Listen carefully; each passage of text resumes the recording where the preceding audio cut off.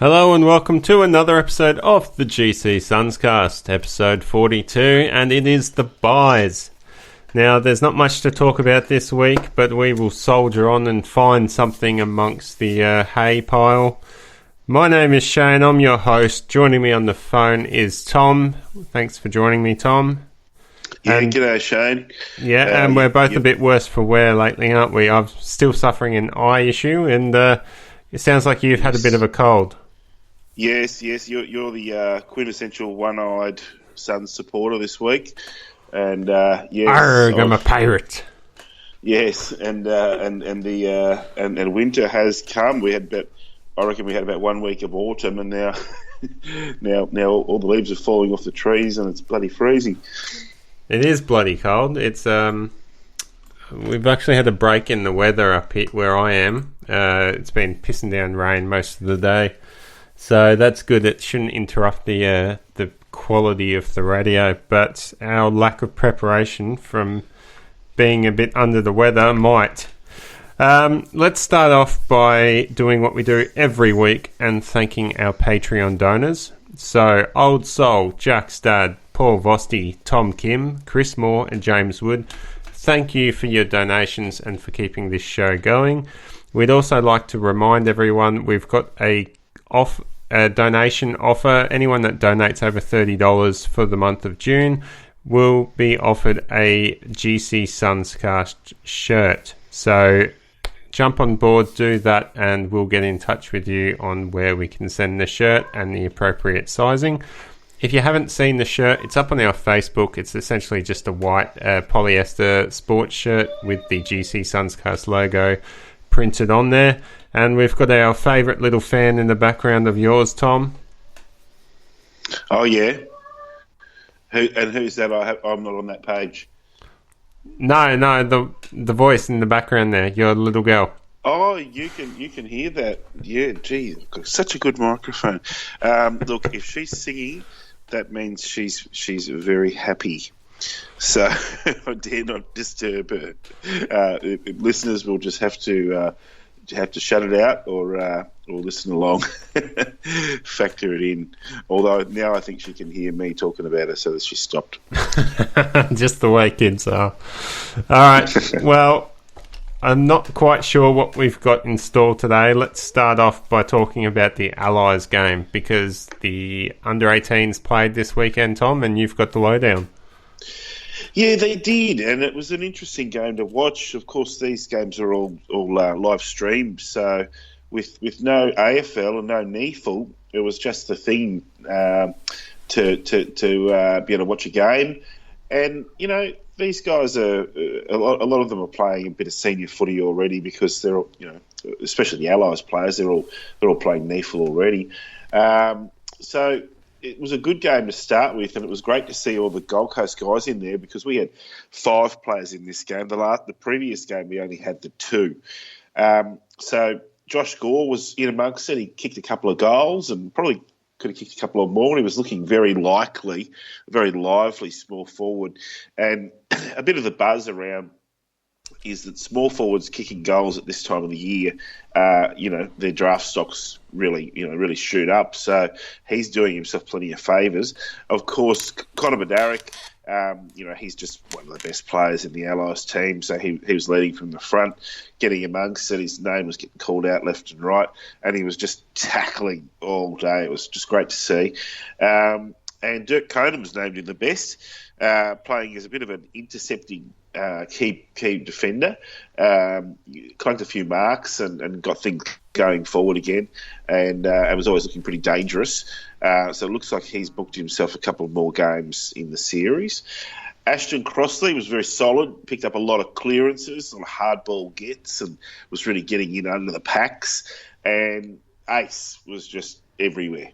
And he didn't have that many possessions in the end, but he had a lot of involvements and made a lot of hard tackles and really put on that pressure.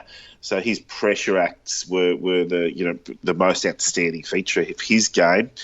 Unfortunately for the Allies, they're just too much of a hastily assembled team. They had 10 changes from the game one, and they went down after leading for about 2.5 quarters. Went down from memory 68 to 45 or something like that. So, as I said, Josh Gore kicked a couple of goals, but goals were pretty hard to come by. They kicked a lot of behinds. So, yeah, that was about that. There were obviously some good players from both sides.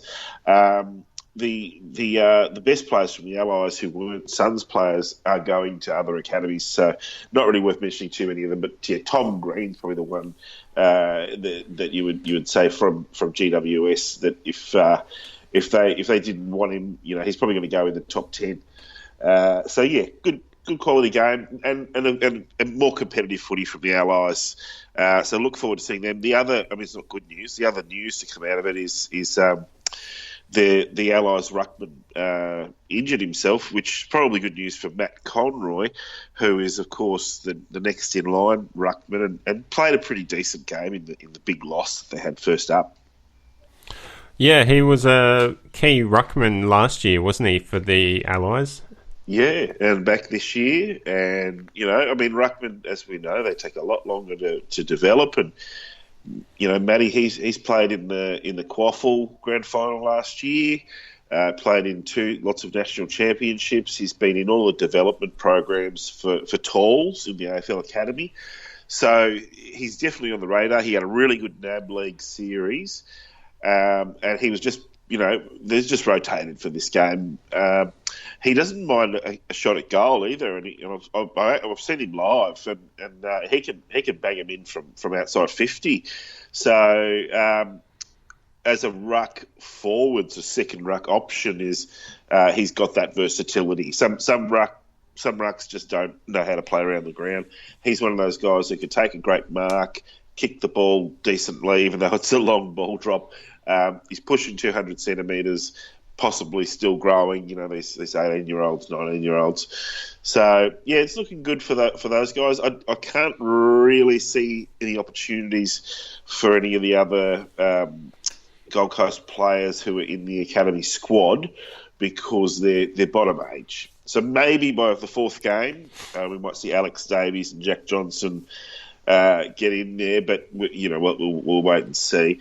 And of course, the other option, which the Allies frequently exercise, which Connor Nutting in his draft year, he wasn't in the squad at all, but he went out and played a brilliant game of Neefle, and the Allies really needed players, so they picked him, and he went and covered himself in glory and ended up getting drafted by the Suns anyway. So, there could be a couple of guys out there like. We'll see what happens with the Neefle team this week, that they'll be playing for that.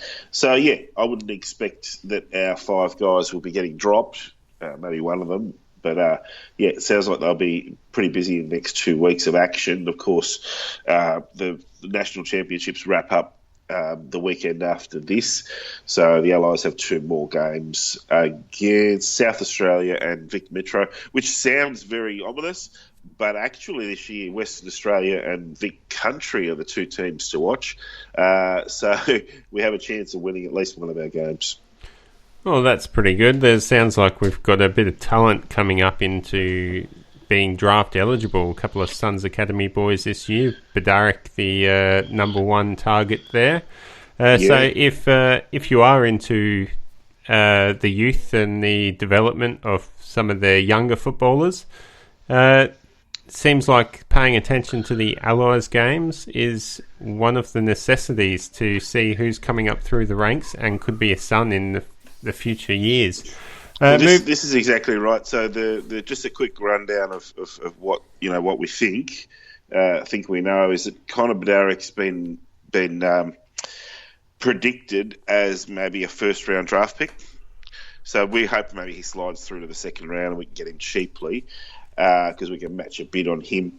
And I've had confirmation this week that Ace, Huego Pauloia, is eligible to be rookie listed, put on the Category B rookie list because he's from PNG, which is I've thought that for a long time. So those are 2 players who are almost definitely going to be at the Suns.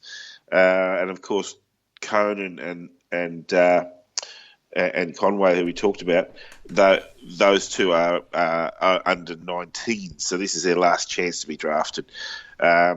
you wouldn't be surprised if the other guys are maybe sent back through for another year of conditioning. And but if their name gets called out, it's up to us whether we want to match a bid, isn't it? Yeah, absolutely. And when you say last chance to be drafted, I mean they can always enter into the draft in the following years, but it's their last year in the Suns Academy, isn't that right? Yeah, sorry. Yep. Should the last chance to be drafted directly by us. And look, they look like AFL players, and if it walks like a duck, quacks like a duck, as they say. It's a cow. Okay, and moving on, we've got the women's game that was on the weekend up in Mackay, isn't it? Mackay. Yep. Yes, which is Suns territory. Yeah, and not a good result for the Gold Coast Suns, though, or was it? Brisbane taking that game out. Yeah, well, look, to be honest, if we can win any game between now and the end of the year, that would be amazing. It's a brand new team. There's barely enough players to fill the roster. They actually had to draft in extra players from the QAFLW, so to make up the numbers. So and the actual final score looks like it was a comfortable win to the Lions team, but in actual fact, it was a very, very close game, and there was just a one quarter burst where the Lions came out, and that just too experienced. I mean, this is a Lions team who's been competing for grand finals in the last 3 seasons against a Suns team that's sort of just come up through the junior ranks and sort of been thrown together. So it's pretty amazing, really, to think 10 years ago, the Suns were just an under 18s boys team running around in the TAC Cup, and now 10 years later we've got boys teams, girls teams. The academy is just amazing, and we're about to enter this AFLW team in the national comp, and it's really exciting. Saying that they'll come out and win the comp in the first season is very optimistic, but the way that it's all been put together, and the feedback that I've been hearing from listening to interviews with the women players, because some of them, of course, have come from interstate. A lot of them are Queenslanders, and they went away and now they've come back. Tiana Ernst, who's a doctor, a surgeon. She's you wouldn't believe it. She likes to play footy on the weekends. She said that all the male players got around them when they were signed, when it was announced, and they're a very social club, and the club culture is building with the men and the women being able to sort of relate as professional sports players. Oh, that sounds really good. Sounds like a work environment I'd love to be a part of as well. So I'm sure a lot of other people out there admire that, and a lot of future football stars want to come to the Suns and be part of that environment. That's it. Now let's move on from the women's to the men's. It was the bye this week, but we have an updated injury list via the AFL website. And if I just bring it up here, it was taken from Tuesday the 25th, so that's today. Yep. Ainsworth, 4 weeks with his foot. Bowes, 4 weeks with a quad. Collins, 1 to 2 weeks with a hip. Fletcher, 2 to 3 weeks with a quad. Hanley is a test with his quad. Lemons is only a week away with his ankle. Murdoch is a test with his foot. Isaac Rankin is a test with his hamstring. Schoenfeld, 3 to 5 weeks with a knee. We know Thompson and Wigg are out for the season with their knees. And Aaron Young is a test with his knee. So it looks like Tuke Miller's been pulled from that injury list, and I thought there was another one. Maybe it was Shear. Yeah. Yeah, so six players test on Thursday before they name the squad. So, potentially the 2 vice captains come straight back into the team. That's the buzz around the club. Club have come out and said those 2 players are going to be selected if they pass their tests. So that's good news. You wonder if Shear and Rankin they'll go straight back to the NEFL. Will they? I mean, not Shear. Expect Shear to go back, but will Rankin go to NEFL this week? Yeah, the club have been incredibly cautious with him, and they gave him an extra week last time before playing him in the NEFL, and then he went and did his hamstring in that first game. Oh, he didn't play. He did it in practice, preparing for it. The plan was that he would play that week, and then. So maybe, considering they're travelling down to Sydney this week, maybe they hold off another week, and he plays at Metricon Stadium the following week against Redland. Yeah, they're pretty. Look, you're right. There's always that possibility, but they're pretty gung ho about Rankin playing this week. I don't know why, because it's not like they're trying to build up a crowd or anything like that. But it seems to me that that 6 weeks extra weeks that they gave him was always going to be. He was always going to be ready for this. So I think this has been the plan all along. To be honest, let's go back to that. From a marketing point of view, they could really build up a crowd to the Metricon game before Richmond.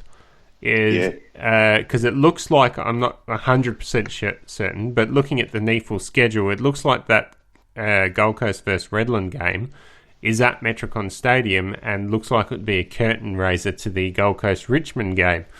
You could certainly build up a bit of a crowd of diehard footy fans there that want to see Isaac Rankin. Oh yeah, for sure. And look, I mean, probably that's what they've got in mind. Even if he plays in Sydney this weekend, if you know what I mean, he might even be if he has a fantastic game, which who knows what will happen. But whatever he does this weekend will determine whether he's playing in the ones or the twos the following week. And there's a lot of footy at Metricon in July, and the club's selling the 3-match memberships. And the memberships today were released, and it's higher than it's been in 5 years. The memberships. So some people are saying that's because they've got dog and cat memberships. I don't know if that's true, if they count it or not. I do know that they do have pet memberships this year, so might be something there. But I'm pretty confident that they're not counting those, and it's these 3 matches, because of course I bought a 3-match membership because I don't live on the Gold Coast. I haven't used all of those yet because I've got other tickets in other ways.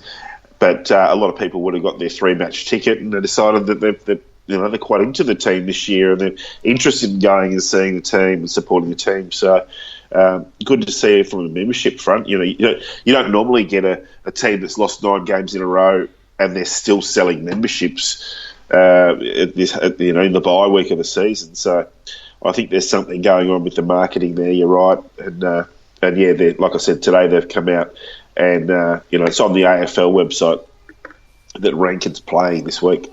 Yeah, well, I mean, the AFL media are starting to stick the boot into the Suns because we have lost 9 games in a row.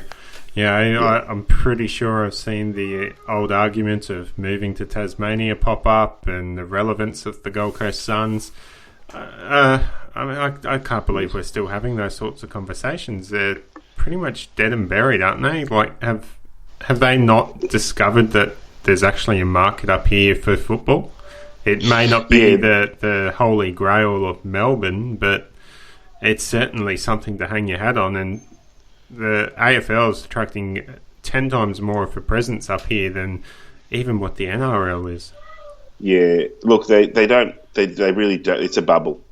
It's the Melbourne bubble, and for the first half of the year, they really attack the Victorian teams that aren't doing well. So all of the headline, even Essendon, who are still a chance for finals, they death ride Essendon, and of course the Demons haven't been very good this year, so they death ride the Demons. And even though St Kilda's actually doing reasonably well and still a chance of finals, they're death riding the Saints and the saying Richardson's not going to be coached next year.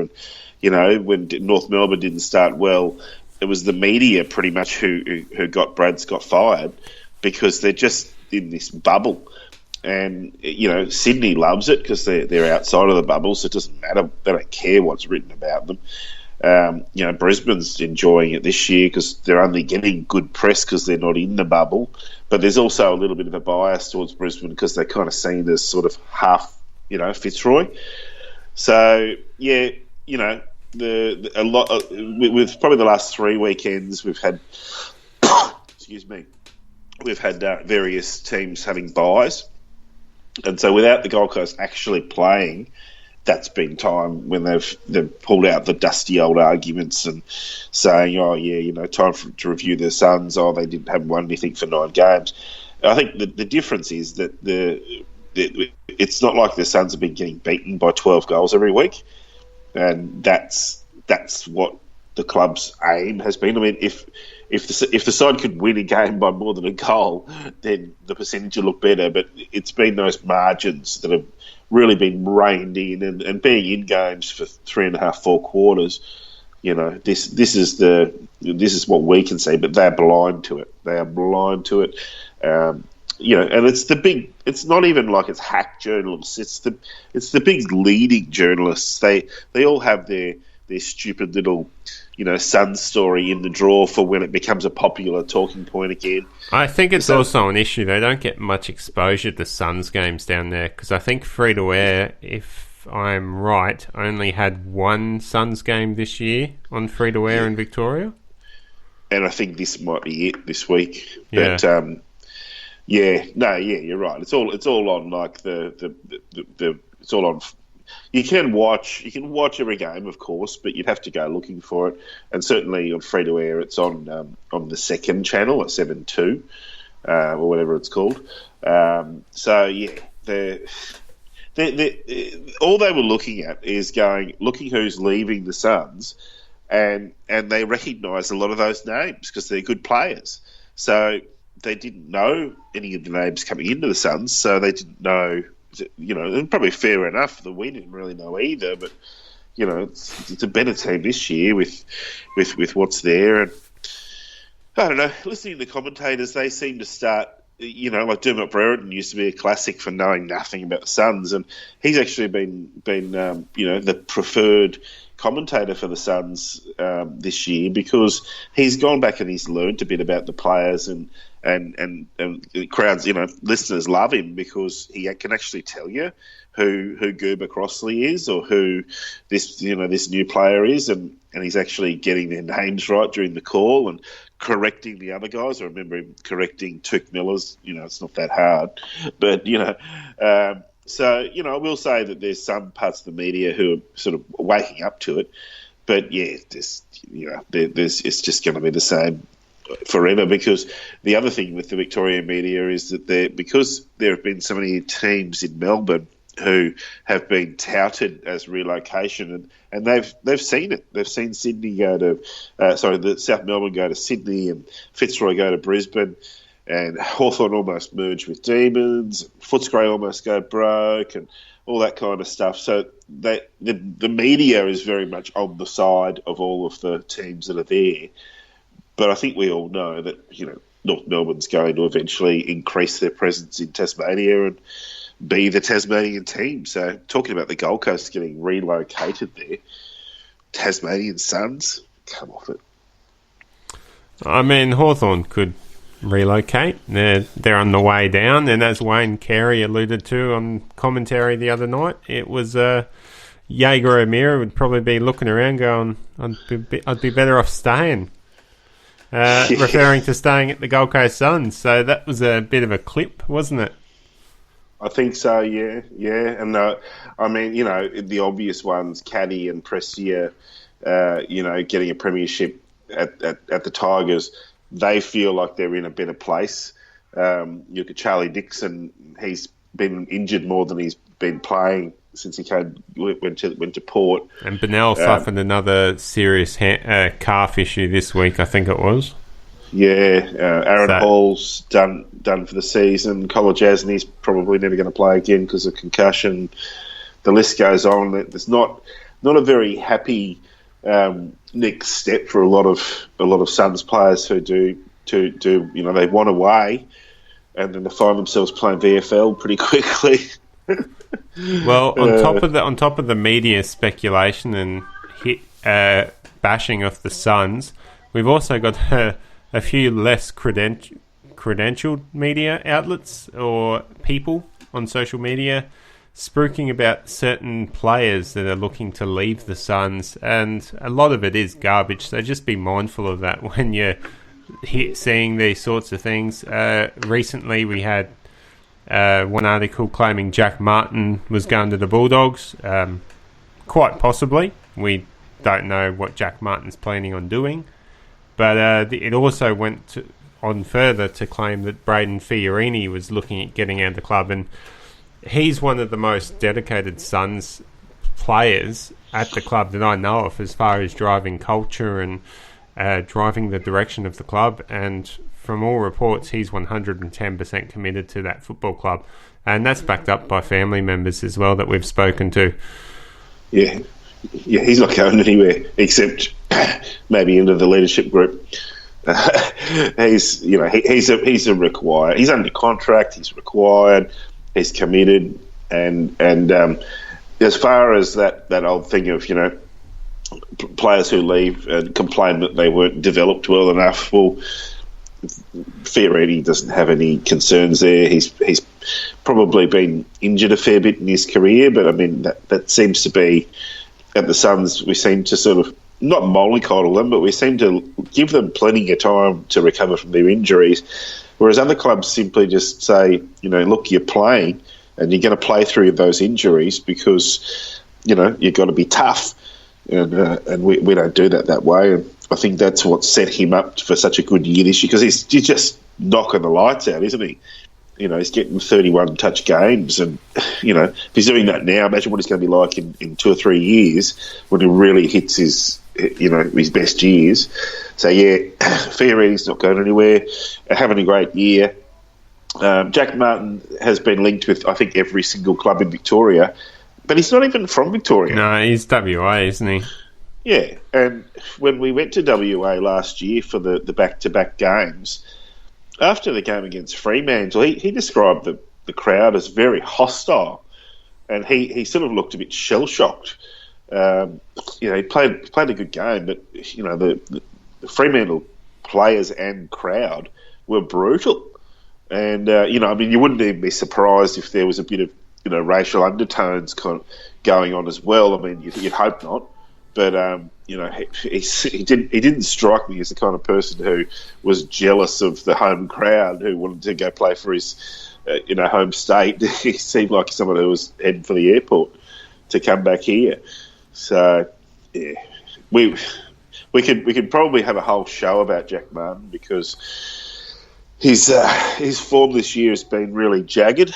There's been areas where his statistics are elite, league wide, and then other areas like his Clang account is top of the club. Yeah. And how do you explain it? Some games he's best on ground, and other games he's just almost throwing it away, but trying too hard, and making that crucial error. He hasn't been accurate in front of goals. So yeah, I think he's got contract matters on his mind, but we don't know what they are. No, I think the statistics for Jack Martin show that he's improved this year. And that's probably correlated by a swing into the midfield for the first time in his career as a permanent midfielder. Which is why his accuracy's gone down. Yeah. Why he's, because if you're trying to do everything at 100 miles an hour, eventually you're going to screw it up. And at the same time, a lot of expectation from Suns fans and outside, probably hyped up what he is capable of. We just got to wait and see for him to ease into that position and feel more comfortable every single week. Now, the other Jack that's been linked to trade rumours is the recent Jack Lukosius. And I think that's really only come about because Adelaide suddenly find themselves in the likely position of having either pick 1 or 2 in this year's draft. Yes, well, this is it. If Gold Coast and Carlton finish last and second last in whatever order, Adelaide, of course, have got Carlton's first pick from their trade they did last year. So if Adelaide wanted Lukosius, how much are we going to charge them? If they've got a top 2 pick, that could be it. Well, it all depends on what Jack wants to do. If Lukosius wants to stay at the Suns, I'm all for it. If the club wants to keep Lukosius at the Suns, I'm all for it. Try to convince him to stay, sign him up long term, and try to develop him into being the footballer he can be. If he's made up his mind and wants to go back home, and the club's willing to part with that, well, this would be the year then to make the most of that. And Adelaide would have to give up that pick, and I don't think they should be expecting anything else back in return. Lukosius was pick 2 in a super draft year, where we were saying every single one of those top 6 draft picks could have been pick 1 in another year. So theoretically, Lukosius could have been pick 1 this year. And I don't see how his value would have dropped, considering he's going to finish the season with a dozen AFL games at least under his belt and having a preseason. Unless he cops a serious injury this year, I don't see how his trade value would drop. No, he seems quite resilient. He's copped knocks, and there's been times when you're thinking, oh, geez, he looks a bit out on his feet or whatever. No, I mean, he's coming along, and clearly the selection policy with him is like, play him, see what he's going to do, and give him that real taste of AFL football and the development that goes along with it. And if after a couple of years he decides that he wants to go back to South Australia, at least we'll be able to get top dollar for him. And I mean, I think that's a really good strategy. Whereas, King has legitimately played himself into the first team, and it's obvious that King is not really quite ready, but he wants to be there, and there really weren't any other players with their hands up, so he's the one who's gone in, and of course Rankins had the injury. So look, all I'll say about Lukosius is this is the year that he either goes or he doesn't go, because I can't really see either Port or the Crows having a really high pick again. But I will say this as well: the only time I can even think of when a number 1 or number 2 draft pick has wanted to go home after 1 year is going all the way back to Nathan Buckley. And what the Lions got in return, or the Bears got in return for him from Collingwood, was a couple of senior players who didn't end up working out, only played a handful of games each, and the draft pick, which was about number 12, for which ended up being Chris Scott. So you could argue that maybe the Bears did get some pretty good value out of that trade. But more recently, you've got Josh Shackey, who was number 2, just like Lukosius, and he went home after 2 years. But he sort of had a lot of problems. He had a lot of mental problems that came out in the public space that he was dealing with. He took time off, like as far as packing his stuff and driving back down to Victoria. Yeah. So, I mean, that's all a different scenario. You've probably got to look more closely to the value of what some of these top players are getting, because at the moment we can only value Lukosius on his potential. So you'd have to be prepared to pay the same price as what you would be prepared to pay if you were to pick him up in the draft this year. I think Adelaide, and in the end, I think Adelaide would take Lukosius, wasn't it? Yeah, in the end, I think Adelaide would take Lukosius at pick 1 or pick 2 if they were offered him, and Gold Coast just need to put their foot down if that was the case and do what Fremantle did to us a few years back with the Lockie Weller situation. Lockie Weller wasn't worth pick 2, even if we did get pick 41 back, which we turned into Ballard, but there was no way Lockie Weller was worth just pick 2, and it'll be the same with Lukosius. Lukosius isn't going to be worth a pick 18 and pick 12 or something. He's worth that pick 1 or that pick 2. Now, the reason we're talking about these picks is because it's been reported that the 2 gun midfielders in this draft predicted to go 1 and 2 are best mates playing for Vic Metro, if I remember correctly. Or is one Vic yes, Metro, you're one right Vic about that. Country? They play for the same NAB League team, and they play for Big Metro together. They played last year, so the Oakley Chargers, they played last year as bottom ages in the losing grand final. So they've been, they play all their footy together, and even though Vic Metro is not doing fantastically well, the two of them just had this crackerjack combination, and the only club that would appear to have any sort of chance at snaring picks 1 and 2, because they're being almost unanimously predicted as being the top 2 picks. The only club who could have any sort of possibility of getting both of them is us. Well, hang on. Maybe Adelaide's got a player they want to send to us for pick 2. Maybe we have pick 2. Maybe Adelaide say, all right, we'll send you... oh, God, I can't think of any Adelaide players, and they used to be my old team. They're all full of new people now. They've just gotten a bit old. I mean, they've got some great players. Eddie Betts isn't worth anything anymore as a trade player, but, they got Betts and Walker, and, they got the other Tom Lynch. The one player who they do have who I quite like is Himmelberg. So if there was going to be a wrinkle in if Lukosius was going to be traded, and there was going to be something that we trade Lukosius and a later pick, and they send us the early pick and say Elliot Himmelberg. Himmelberg's interesting because he came from the Brisbane Academy, but his parents didn't live in Brisbane for long enough. He was like Lockie Weller. Didn't live here long enough to be able to have for the Lions to be able to match the bid when Adelaide picked him in the draft. So he's not a Queenslander, but he played his academy footy here, and he's 198 ruck forward. So there's a player who we might sort of say, look, he fits our age profile. We want a player for a player. If we're going to lose Lukosius, we want a good player and a good draft pick. And here's pick 52. I got a better idea. How about Adelaide give us pick? Let's say we get pick 1. Adelaide get pick 2. How about we give Adelaide our pick 1 in the draft, and they give us Matt Crouch and Brad Crouch.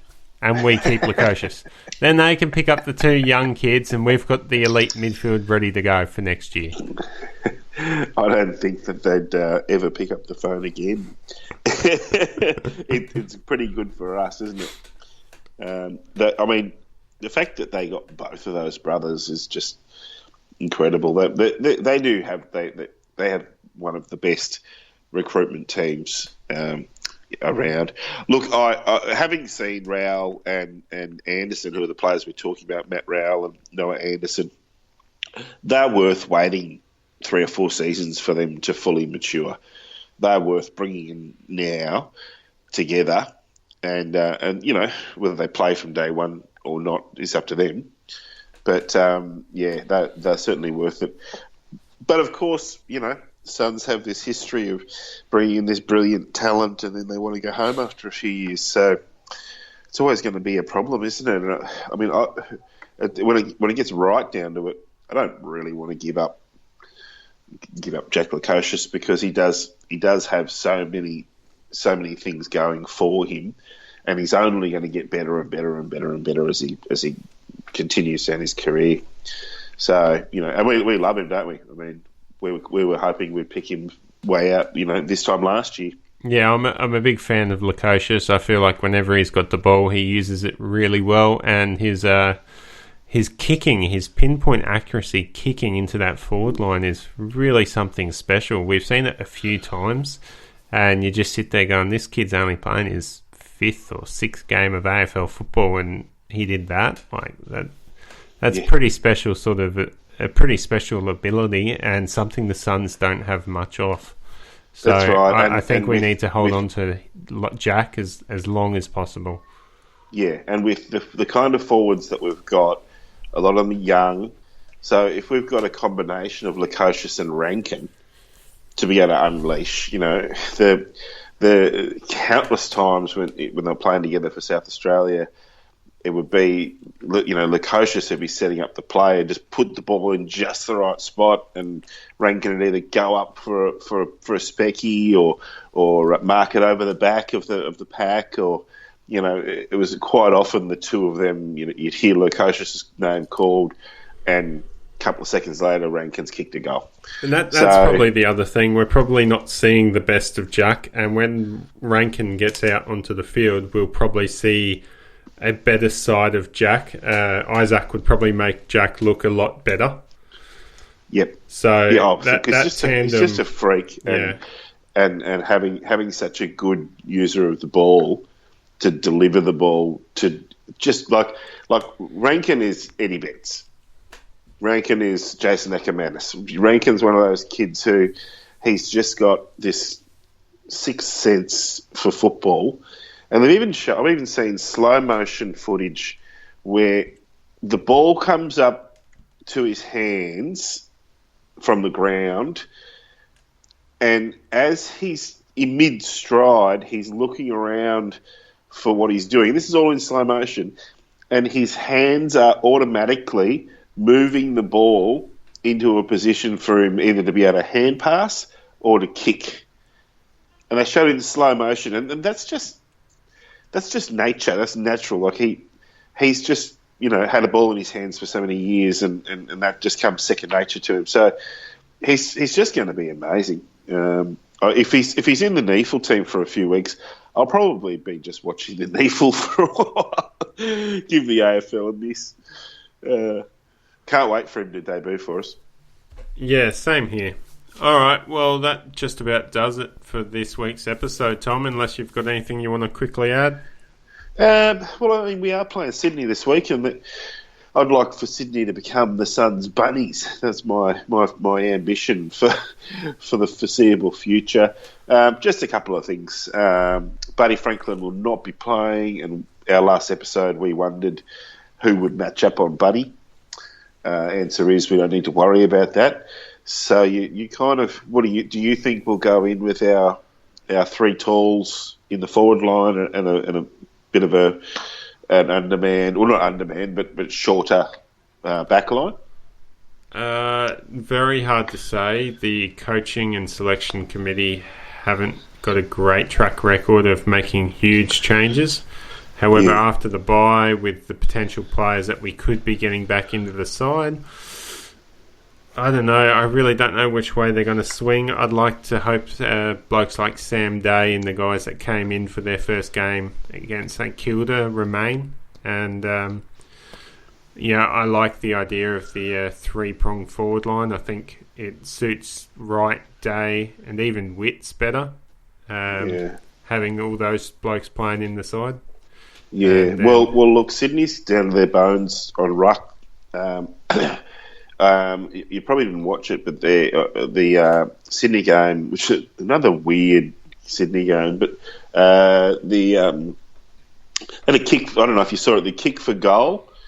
Hawthorn played a kick for goal, and he kicked it, and it was a big high moonraper, and then the Swans players just sort of stood around. And the ball bounced and went through the goal after the siren, but it had been kicked before the siren, so it counted.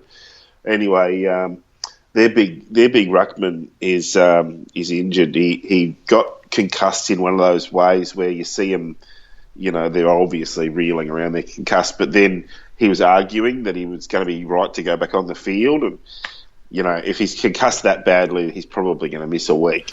Yeah, so I think the selection qualms this week are going to be focused more around who's Sydney missing than who Gold Coast are providing. It's going to be a very interesting topic of discussion. But if we've got Witts and Day in the ruck against Aaliyah, and they've got their young ruckman who's only played one game for them, and the game that he played for them was against the Suns last year. So if he comes in for his second ever AFL game, and he had a nightmare game last time around, it's looking good. There's things I'm a lot more. All right, even we're though going to go, the Swans Tom. are Thanks doing for really that. well. Tune in next week.